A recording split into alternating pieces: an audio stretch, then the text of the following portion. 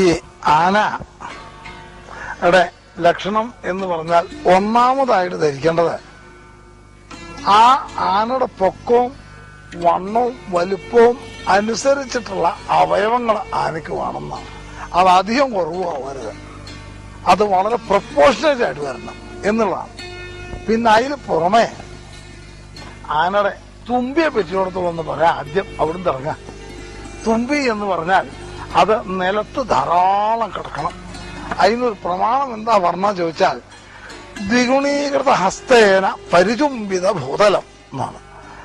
തുമ്പിക്കൈ രണ്ട് ചുറ്റായിട്ട് കിടന്ന് അതിന്റെ തലിങ്ങനെ നിലത്തേക്ക് ഇങ്ങനെ തൊട്ടും കൊണ്ട് കിടക്കണം. അങ്ങനെ അതിനെങ്ങനെ ഇങ്ങനെ ഇങ്ങനെ ചുംബിച്ചുകൊണ്ട് കിടക്കണം എന്നുള്ളതാണ് തുമ്പിയുടെ ലക്ഷണം. പിന്നെ കൊമ്പാണ്. കൊമ്പ് പലതരമുണ്ട് ആനയ്ക്ക്. അത് എങ്ങനെയാണെന്ന് ചോദിച്ചാൽ ഇടുത്ത കൊമ്പുണ്ട്, താണ കൊമ്പുണ്ട്. തുമ്പി തന്നെ ഇതുപോലെ പലതരമുണ്ട്. അതായത് തുമ്പി അയഞ്ഞ തുമ്പിയുണ്ട്, വണ്ണം കുറഞ്ഞ് അയഞ്ഞ തുമ്പിയുണ്ട്, വണ്ണം കൂടി അയഞ്ഞ തുമ്പിയുണ്ട്. അതില് നാക്കിന് വളരെ പ്രധാനമാണ് ആനയുടെ. തുമ്പിയുടെ നാക്ക് എന്ന് പറയും ആ തലപ്പത്തുള്ളത്. അത് നല്ല നീളം വേണം. ആന വള്ളങ്ങളെടുത്ത് ആ നാക്കുകൊണ്ട് അടച്ചാൽ വള്ളം ചോരരുത് എന്നാ പറയാം. അതുപോലെ തന്നെ അതിന്റെ ആ തുമ്പിയുടെ അറ്റത്തിന്റെ പേര് പുഷ്കരം എന്നാ പറയാം. താമര പോലെയാണെന്നാ വെച്ചത്. അത് നല്ല വികസിച്ച നല്ല വൃത്തിയായിട്ടിരിക്കണം. അങ്ങനെ ഇരിക്കണം. അങ്ങനെയുള്ള അയഞ്ഞു കിടക്കണം തുമ്പി, രണ്ട് ചുറ്റ് കിടക്കണം. ഇതാണ് തുമ്പിയുടെ ലക്ഷണം. പിന്നെ കൊമ്പിന്റെ ആ ഒരു ഭാഗത്തായിട്ട് തുമ്പിക്ക് 3 വരി ഇങ്ങനെ കാണാം. അവിടെ ഇങ്ങനെ 3 വരി, അവിടെ 3 വരി ഇങ്ങനെ കാണാം. അത് വളരെ വ്യക്തമായിട്ടിരിക്കണം. അത് എണ്ണ കൂടുതല് കഴുത്തിൽ ഇതുപോലെ 3 വരി വ്യക്തമായിട്ടിരിക്കണം. കഴുത്തിൽ 3 ഇങ്ങനെ 3 മടക്ക. അതെ, എണ്ണ കൂടുതൽ പെരുമുഖറ എന്ന് പറയുന്ന സ്ഥലം അവിടെ. അതാണ് ആനയുടെ മുഖം. അതോടെ തൊട്ട് കാണിക്കുക. അവിടുന്ന് ഇങ്ങോട്ട് പെരുമുഖറാണ്. ആ പെരുമുഖറ് നല്ല വികസിച്ച പെരുമുഖറാണ്. നെറ്റി എന്ന് പറഞ്ഞത് ആ വായുകുംഭത്തിന്റെ മേൽഭാഗമാണ്. വായുകുംഭത്തിന്റെ മേൽഭാഗമാണ്. അതും നല്ല വികാസവും വലിപ്പമുള്ളതാവണം. എന്ന കൂടുതൽ കൊമ്പിന്റെ ഒന്നുകൾ എടുക്കാൻ വേറെ കൊമ്പിന്റെ വിഷയങ്ങളെ കൊണ്ടും കണ്ണിന്റെ വിഷയങ്ങളെ കൊണ്ടും ആനയുടെ ബുദ്ധി അറിയാം. ആന ഏത് തരക്കാരൻ ആനയാണത് എന്നുള്ള കൊമ്പ് കണ്ടറിയാം. എന്ന കൂടുതൽ കണ്ണും കണ്ടറിയാം. അങ്ങനെയാണ് ഞങ്ങളൊക്കെ ആനയെ കണക്കാക്കുക.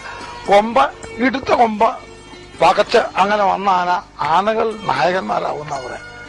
ഒന്നിങ്ങനെ താണ് എടുത്ത് പകച്ച കൊമ്പാണെന്ന് നിൽക്കുക. എന്നാൽ ആന അത്രന്നെ ആവില്ല, എങ്കിലും കേമനായിട്ടുള്ള ആനയാവും. കീഴ്ക്കൊമ്പന്മാര് ആനയുടെ കൊടുത്ത് കൂടില്ല, കൊമ്പനാളുടെ കൊടുത്ത് കൂടില്ല. സാധാരണ അങ്ങനെയാ. പിന്നെ ആനയുടെ ചെവി എന്നൊരു വിഷയം എടുക്കുക. ചെവി എന്നൊരു വിഷയം എടുത്തിട്ടുണ്ടെങ്കിൽ ഈ തുമ്പിയുടെ നീളം പോലെ ആ ചെവി. തുമ്പിയുടെ നീളം ജാസ്തിയുള്ള ആനയാണെന്ന് നിൽക്കുക. എന്നാൽ ആ ആനയ്ക്കും ആനക്കാരനും ഉടമസ്ഥനും സമൃദ്ധിയാണ്. എല്ലാ വിഷയവും സമൃദ്ധിയായിരിക്കും. അതാണ് അതിന്റെ ലക്ഷണം. തുമ്പി ഇങ്ങനെ ഇഷ്ടം പോലെ നീളമുണ്ടെങ്കിൽ. എന്ന കൂടുതൽ ചെവി നല്ല വലുപ്പത്തിൽ നല്ല ചെവി അടിക്കുമ്പോൾ ഒരു ശബ്ദം കേൾക്കാല്ലേ? ആ ഒരു ശബ്ദം ആനയുടെ ഇത് വളരെ കലക്കി കേൾക്കും. ഇപ്പൊ ഇവിടെ എല്ലാള്ളൂ. ഇപ്പൊ ഇവിടെ നിന്ന് ഇങ്ങനെ ചെവി അടിച്ചാൽ അവിടെ നിന്നൊക്കെ കേൾക്കാക്കല്ല. ഇവിടെ സാരില്ല കൂട്ടണ ആ ശബ്ദം നല്ലോണമുള്ള ആനയാണെന്ന് വെച്ചാൽ ആ ആനയുടെ ഉടമസ്ഥനും ആനയും വളരെ കേളി, ആനക്കാരനൊക്കെ വളരെ കേളി കേട്ടവനാവും. അവനെ എല്ലാവരും അറിയും. അതാണ് ആ ആനയുടെ യോഗ്യത. എന്ന കൂടുതൽ കണ്ണ് എന്നൊരവസ്ഥ. സ്വഭാവം അറിയും കണ്ണെന്ന്. കണ്ണ് അനവധി തരം നിറം പറയേണ്ട കണ്ണില്. അതില് ഈ നാരായണ പക്ഷിയുടെ കണ്ണുപോലുള്ള കണ്ണ്. നാരായണ പക്ഷി ഈ ചെറുതായിട്ട് ഇങ്ങനെ കാണാൻ പി പറഞ്ഞുകൊണ്ട് അതുപോലെ. അതല്ലെങ്കിൽ തേനിന്റെ നിറം പോലുള്ള കണ്ണ്. ആ 2 കണ്ണും ആനയ്ക്ക് വളരെ നല്ലതാണ്. കൊമ്പിനും തേനിന്റെ നിറമാണ്, കേവലം വെളുപ്പല്ല. മനസ്സിലായോ? അത് നല്ല കൊമ്പായിരിക്കണം. അതാണ് ഈ ചെവിയുടെ ഈ കേളി കൊണ്ട് ആനയ്ക്ക് കേളി കേൾക്കണ കൂടുതൽ. കണ്ണിന്റെ ദോഷം കൊണ്ടോ ഗുണം കൊണ്ടോ എന്താ ഉണ്ടാവുക ചോദിച്ചാൽ ആനയുടെ ഉടമസ്ഥന്റെ ഭാര്യയ്ക്ക. അതെ, കണ്ണിന് തകരാറ് വന്നാൽ ആനയുടെ ഉടമസ്ഥന്റെ ഭാര്യയ്ക്ക് സുഖമല്ല എന്നർത്ഥം. കണ്ണിന് എപ്പോ ആനയ്ക്ക് തകരാറ് വന്നു, ഉടമസ്ഥന്റെ ഭാര്യയ്ക്ക് തകരാറുണ്ടാവുന്നെങ്കിലും വല്ല രോഗമോ എന്തെങ്കിലും പിടിച്ച് തകരാറായിട്ടുണ്ടാവും എന്നർത്ഥം. എണ്ണ കൂടുതൽ ആനയുടെ വായ വളരെ പ്രധാനമായിട്ടുള്ളതാണ്. നല്ല ചെന്താമര പൂവ് പോലെ അനുഭവി തരണ്ട, കറുത്ത് കാണാൻ വായയിലെ പുള്ളികൾ കാണാൻ പല, അതൊക്കെ പൊട്ടയാണ്. നല്ലതാണ് പറഞ്ഞാൽ മതിയല്ലോ. ചെന്താമരയുടെ നിറം പോലെ ഒരു കറുത്ത പുള്ളിയോ ഒന്നുമില്ലാത്ത വായുണ്ടോ നാവും, അതാണ് ആനയ്ക്ക് ഏറ്റവും നല്ലത്. അത് ശ്രീ ഉണ്ടാവുന്നതാണ്. തുമ്പിക്കൈൻ്റെ അറ്റവും ചുവന്നുകൊണ്ടിരിക്കണം. 5 എണ്ണം ചുവന്നുകൊണ്ടിരിക്കണം എന്നാണ് പറയാൻ. ഇത് 2 എണ്ണം എങ്ങനെയും വേണം. ഇതാണ് ആനയുടെ ഈ സാമാന്യം ഈ മുൻഭാഗത്തെ ഒരു ലക്ഷണം പറയുന്നത്. അതുപോലെ തന്നെ വായുകുംഭം വലുതായിട്ടുണ്ടെങ്കിൽ ആന വരുന്ന സമയത്തെങ്കിൽ ഒരു ഗാംഭീര്യത ഉണ്ടാവും. അതുപോലെ തന്നെ കുന്നി വലുതായ ആനയ്ക്ക് ഈ ഗാംഭീര്യത ഉണ്ടാവും. എന്ന കൂട്ടത്തിൽ ഈ കാല് നീളം കുറഞ്ഞ് ഇവിടെ ആനയുടെ പിൻഭാഗം ഉയരം കുറഞ്ഞ് മുമ്പിലേക്ക് ഇങ്ങനെ കയറ്റായിട്ടുള്ള ആനയെ നിൽക്കുക. ആ ആന നിൽക്കണ ഉടമസ്ഥനും ആനക്കാരനും ആനയ്ക്കും കയറ്റേണ്ടാവും.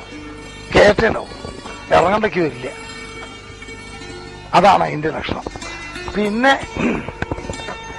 ആനയുടെ വാല് മുതലായതിന്റെയാണ്. അവിടെയും സ്വഭാവം നിർണ്ണയിക്കും. ആന പറയാറുണ്ട്, മുടക്കുവാലുള്ളവൻ കൊലയാനാന്ന് പറയും. വാലിന് മുടക്കുവാല പറഞ്ഞ വളവ് തിരുവൊക്കെ അല്ലാണ്ട് വരിക. അത് മുകളിൽ വളഞ്ഞാൽ ഒരു ഗുണം, നടുക്കിൽ വളഞ്ഞാൽ വേറൊരു ഗുണം, അറ്റത്ത് വളഞ്ഞാൽ വേറൊരു ഗുണം, ഇങ്ങനെ പല വിധത്തിൽ ഇതിനെ കണക്കാക്കും. എന്ന കൂട്ടത്തിൽ കണക്കാക്കും. ഇതൊക്കെ ശരിയാണെങ്കിലും ആനയുടെ നഖമാണ് ഏറ്റവും അധികം. നഖം നന്നായി ബാക്കിയൊക്കെ ചീത്തയിൽ ആനയെ ഉപയോഗിക്കാം. അതെന്താണ് എന്ന് ചോദിച്ചാൽ, നല്ല വെളുത്ത നല്ല ഭംഗിയുള്ള പൊന്തി അങ്ങനെയുള്ള നല്ല നഖം 18 നഖം ഉള്ള ആനയ്ക്ക്. അതിൽ കുറഞ്ഞാലും ചീത്തയാണ്, ഈ ഇടയിലായാലും ദോഷമാണ്. 20 നഖം ഉത്തമമാണ്. 20ഉം 18ഉം ആണ് പറയാം. 19 ആയാലും ചീത്ത, 21 ആയാലും ചീത്ത, 17 ആയാലും ചീത്ത, 16 ആയാലും ചീത്ത. ഇതൊക്കെ ചീത്തയാണ്. ഒന്നുകിൽ 18 ആവണം, അതല്ലെങ്കിൽ 20 ആവണം. അതല്ലാണ്ട് ഏത് ചീത്തയാണ് ആനയ്ക്ക്. അതങ്ങനെ കണ്ടാൽ നല്ല നഖമുള്ള ആനയിങ്ങനെ വരുന്നുണ്ടാൽ തന്നെ അതിനൊരു ശ്രീ വേറെയുണ്ട്. ആനയെ നല്ല വെളുത്ത തുടച്ച് വൃത്തിയാക്കി നല്ല വെളുത്ത നഖം ചന്ദ്രനെ പോലെ ഇരിക്കും. അതിങ്ങനെ അങ്ങനെയാണ് വരുന്ന കണ്ടാൽ തന്നെ ഏതാ ആന ചോദിച്ചു വെച്ചു. ഇതാണ് ആനയുടെ സാമാന്യം. പിന്നെ ആനയുടെ ഉടലിന് നല്ല നീളം വന്നു. പിന്നെ സാമാന്യം നാൽക്കാലികൾക്കൊക്കെ ഒരു ലക്ഷണമാണ്. കോട്ടങ്ങൾ കുറയാ, ചവിട്ടുകൾ ചെരിച്ച് ചവിട്ട് ഒക്കെ കന്നിനൊക്കെ ഉണ്ടത്. ചരിച്ച് ചവിട്ടുണ്ട്, തട്ടുമുട്ടലുണ്ട്. എന്ന കൂട്ടത്തില് ആനയ്ക്കും ഉണ്ട് അതൊക്കെ. എന്ന കൂട്ടത്തില് പള്ളക്കണ്ണി വളരെ കുറഞ്ഞിരിക്കണം ആനയ്ക്ക്. അല്ല, പള്ളക്കണ്ണി കൈകൊണ്ട് അടച്ച കന്നിന് പറയാറില്ലേ, ആ മൂരിയും പോത്തും നല്ല പോത്താണ്, പള്ളക്കണ്ണി ഇങ്ങനെ കൈകൊണ്ട് അടച്ചാൽ അടയും എന്ന് പറയാറില്ലേ.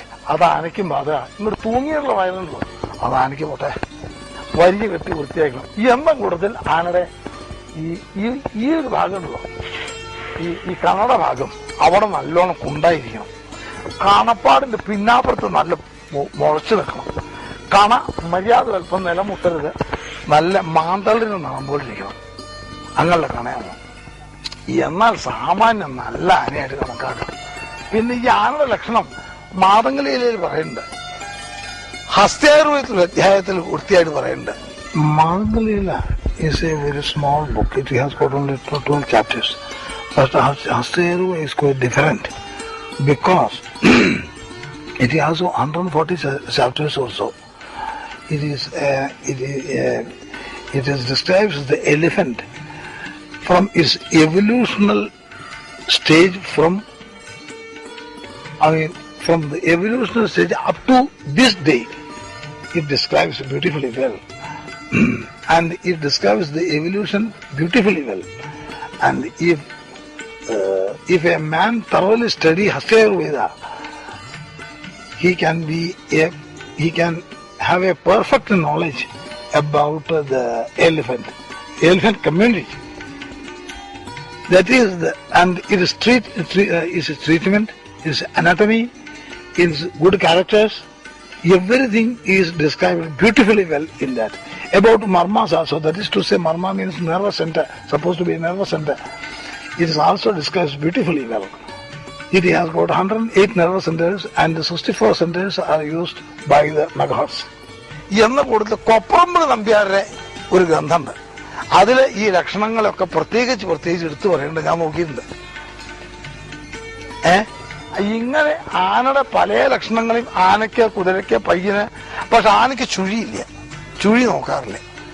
കന്നിനും ചുഴി നോക്കാറുണ്ട്, പോത്തിനും ചുഴി നോക്കാറില്ല. കന്നിന് ചുഴി നോക്കും, ആനയ്ക്ക് രോമം നോക്കും. അത് സാധാരണ ജീവികൾക്കൊക്കെ രോമത്തെ കൊണ്ട് എന്താണെന്ന് വെച്ചാൽ ആനയുടെ ബലത്തിനെ നോക്കുക. ഒരു രോമക്കാലില് 2 രോമം ഒരു രോമക്കുഴിയിൽ നിന്ന് വരേണ്ടത് നിൽക്കുക, 2, 3, 4 ഒക്കെ ആനയുടെ ദേഹം ബലവാനാവും. ഒറ്റ രോമം ഉള്ളൂ വെച്ചാൽ ബലവാനാവില്ല.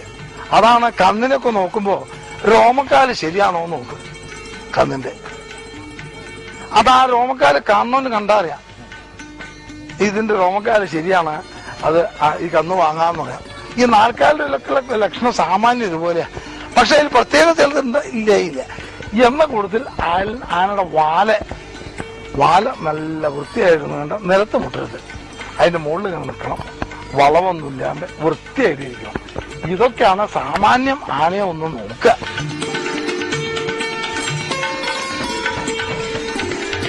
പാലകാപ്പനെ പോലെ അദ്ദേഹം ആനകളെ അനുഗമിച്ചു. നാട്ടാനകളുടെ അവസ്ഥയിൽ പരിതപിച്ചു. അവയുടെ രോഗശാന്തിക്കു വേണ്ടി നിരന്തരം പ്രയത്നിച്ചു. പുതിയ വിദ്യാഭ്യാസ സമ്പ്രദായം നിലവിൽ വന്നപ്പോഴും 6-ാം തമ്പുരാൻ ഭാരതീയമായ പഴയ കുടിപ്പള്ളിക്കൂടങ്ങളെ പുനരാവിഷ്കരിക്കാൻ ശ്രമിച്ചു. അദ്ദേഹത്തിന് നിരവധി ശിഷ്യന്മാരുമുണ്ടായി. താൻ അറിഞ്ഞതെല്ലാം മറ്റുള്ളവരുമായി പങ്കുവയ്ക്കുമ്പോഴാണ് വിദ്യ കൂടുതൽ തിളക്കമുള്ളതായി തീരുന്നത്.